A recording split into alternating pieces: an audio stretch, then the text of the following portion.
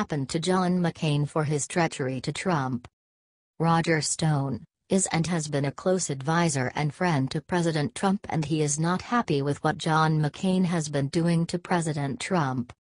He took to Twitter and threatened Senator John McCain, R.Oz, on Saturday over John Essinger at Trump's decision to pardon former Sheriff Joe Arpaio. "Karma about to get you, @Sen John McCain, and you will burn in hell for all eternity." McCain released this statement that set off Roger. "No one is above the law, and the individuals entrusted with the privilege of being sworn law officers should always seek to be beyond reproach in their commitment to fairly enforcing the laws they swore to uphold." Mr. Arpaio was found guilty of criminal contempt for continuing to illegally profile Latinos living in Arizona based on their perceived immigration status in violation of a judge's orders. The president has the authority to make this pardon, but doing so at this time undermines his claim for the respect of rule of law, as Mr. Arpaio has shown no remorse for his actions. But that is not the only reason Roger is furious at John. Advertisement. The healthcare debacle was a brutal blow John struck for some still unknown reason. Maybe Roger knows, and of course there is the Russian scandal, which McCain has been happy to run point on. McCain has been highly critical of Russia and very anti-Trump, particularly the Kremlin's increasingly aggressive cyber attacks and hacking campaigns. He is a warmonger and a scumbag, so of course, he calls out Russia at every turn. He wants a war. A special counsel and at least 4 congressional committees are currently investigating the Kremlin's efforts to meddle in the 2016 presidential election, as well as possible collusion between the Trump campaign and Moscow.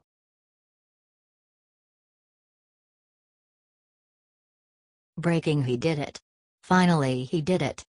President Donald Trump will order the Environmental Protection Agency, EPA, and U.S. Army Corps of Engineers to review the waters of the United States, WOTUS, regulation, effectively repealing another major Obama-era policy. Trump wants the EPA and the Corps to make sure waters are kept free from pollution, while at the same time promoting economic growth, minimizing regulatory uncertainty and respecting the role of states and Congress. The EPA and the Corps will repeal or revise parts of WOTUS that don't match those policy goals, according to a copy of the order obtained by the Daily Caller News Foundation. Trump is expected to sign the order Tuesday. Trump will order federal officials to interpret the term navigable waters in a manner consistent with the opinion of Justice Antonin Scalia in Rapinos v. United States, a departure from the Obama administration interpretation of federal power.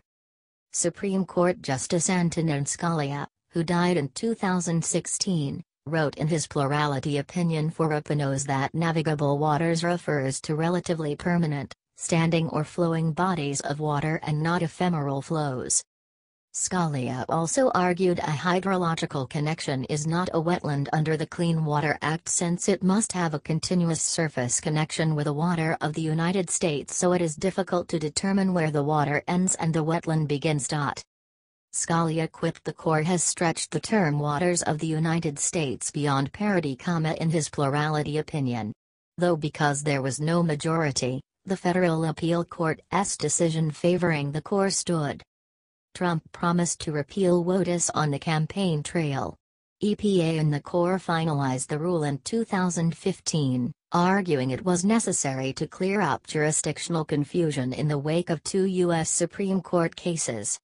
Republicans, farmers and industrial groups have called the rule an EPA power grab because it extends the agency's powers to new heights over ephemeral waters not physically connected to waters of the U.S. 32 states filed suit against EPA and the Corps to get federal judges to strike down the rule. EPA Administrator Scott Pruitt sued to have the rule overturned, while Attorney General of Oklahoma, a federal judge in North Dakota, issued a stay against WOTUS in August 2015, suggesting there could be legal issues with the rule. From the beginning, however, Republicans were pointing to big problems with how WOTUS was crafted.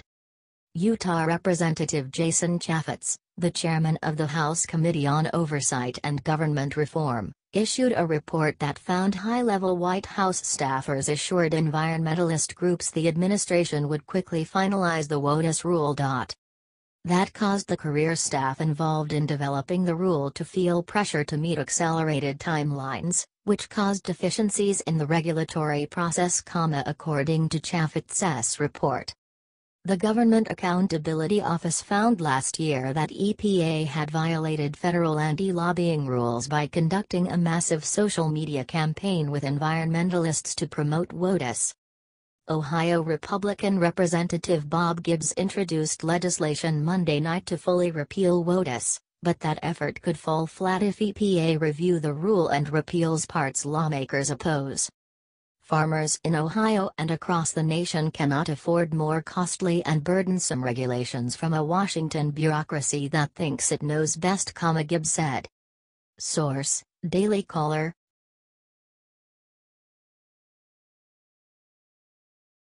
Breaking: Judge shocks the entire nation with amazing truth behind the CIA. Trump is ready to rumble. This is powerful and you have to see this immediately. Judge Andrew Napolitano went live on Fox News and said something beautiful, powerful and truthful. Judge Napolitano, unlike many of his colleagues, decided to share the truth with the nation, and what he said will touch you. Donald Trump is not a tool in the hands of the elitists, consumed by his ambition, like a career politician, but an honorable and wise man in service of the people. Watch the whole interview below. Judge Andrew Napolitano joined Lou Dobbs tonight and discussed the issue of the wiretapping that took place against President Trump. Judge Napolitano explained that if Trump really wanted to hurt the CIA and the deep state, then he needed to do one thing. The deep state has a very wise and shrewd adversary, the man in the Oval Office. For the first time in the modern era, the man in the Oval Office is an adversary of the deep state and not a tool of it. This video is via Lou Dobbs tonight. We need to request that our elected men and women in Congress do their job and look over what the CIA is doing. These people are operating with executive powers and without authority. The deep state is doing things to the American people that you didn't vote for and that you paid for. The motto of this country used to be no taxation without representation. Say it loud: no taxation without representation. HT Liberty Writers News. This is the truth. The roots of the USA are in the Republican Constitution and the freedom spirit kept with generations from our forefathers until today.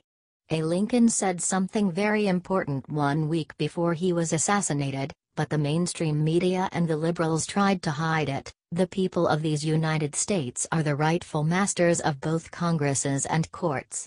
Not to overthrow the Constitution, but to overthrow the men who pervert the Constitution. I feel more and more every day that it is not against the Americans of the South alone I am fighting. It is more against the Pope of Rome and his global servants, his perfidious Jesuits and their blind and bloodthirsty slaves. Those same people who serve the same global elitists have their inheritors today in the Congress and the White House. Today, the history repeats. Trump is going to finish what Lincoln started. America for the Americans. Share this post if you love your country and the traditional American values. P.S. Hillary and Bill Clinton both went to Jesuit University and were part of Jesuit sorority/house. And many other liberals. Just for the record, patriots. Comment and share. Spread the truth, be a patriot.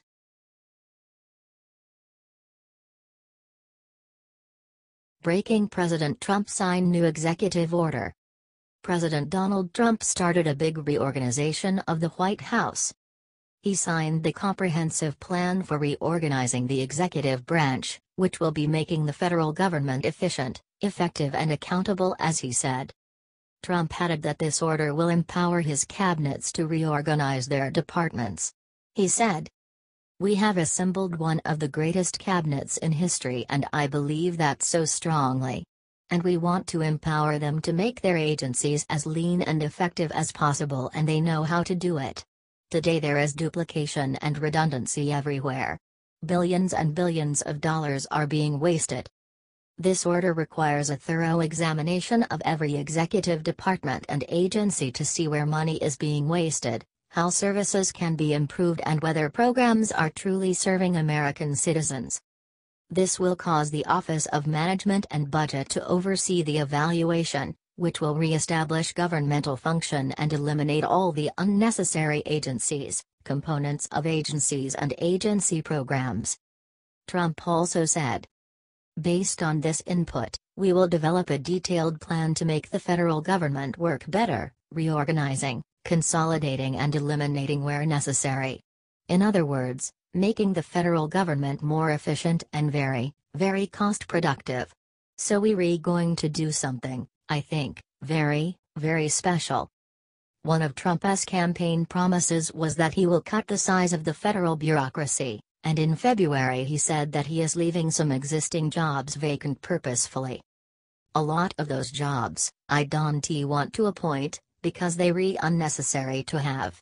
You know, we have so many people in government, even me. I look at some of the jobs and it's people over people over people. I say, what do all these people do? You don't need all those jobs. Many of those jobs I don't want to fill. I say, isn't that a good thing? That's not a bad thing. That's a good thing. We're running a very good, efficient government. What do you think of this? Share your opinion.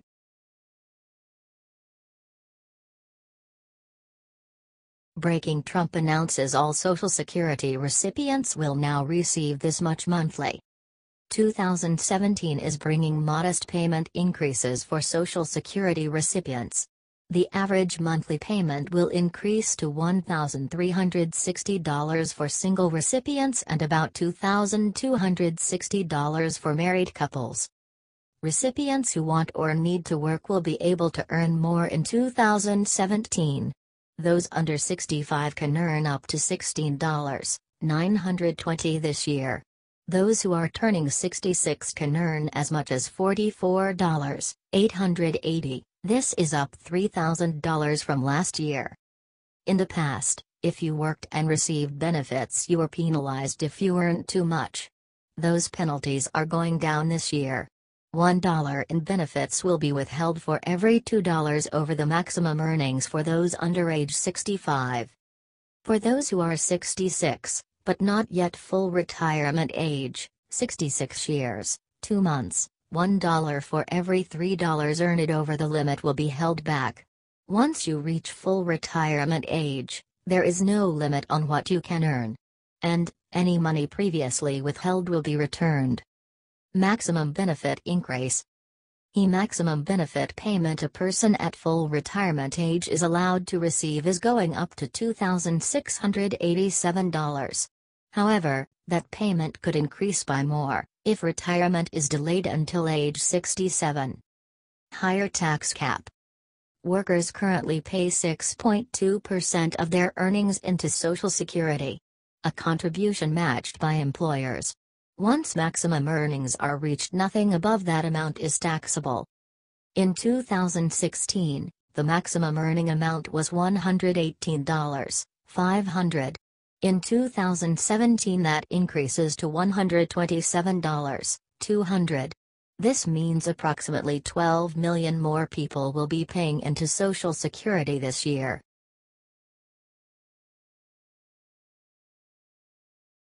You won't believe who President Trump is going to start charging for food stamps. He is a genius. We've said it before at My Right America, and we'll say it again. Welfare fraud is a serious problem. But Trump's solution isn't something any of us have seen before. Keep in mind, the solutions for solving welfare fraud are pretty much limited to finding and rooting out the cheaters. Reforming the system as a whole is much, much harder. So hard, in fact, that no politician has solved it yet. But I'm willing to bet a businessman could. And Trump just put forward a genius solution: charge retailers for accepting food stamps. It's not an expected solution. But it really works. MSN reports. The White House wants to charge retailers that accept food stamps. The Office of Management and Budget said the fee would be assessed when stores sign up and would require renewal after 5 years. The president's budget estimates that the fee would generate $2.4 billion in revenue over the next decade. An OMB official described the fee as modest and reasonable, emphasizing that some large retailers redeem $1 billion or more in food stamp benefits each year. This really is something genius. Think about it. Stores that accept food stamps make a ton of money off the federal government, and ultimately the taxpayers. And if they're going to be making that money, shouldn't they be held responsible for making sure that every transaction is fair?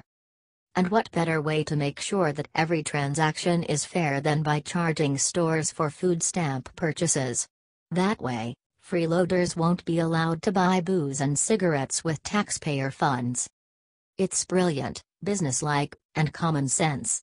Which means that some liberal somewhere is going to protest it. And they did. The Food Marketing Institute said, "We oppose the flawed policy of imposing fees on food retailers in order to reduce the cost of the federal government's nutrition assistance benefits to the most needy in our society." I love everything about this. A lobbying group puts forth a vague and poorly worded sentence that says, in a nutshell, "I don't like what Trump is doing," without, of course, explaining exactly what is wrong with Trump's proposals. Because, take note, no one can pinpoint any holes in this policy.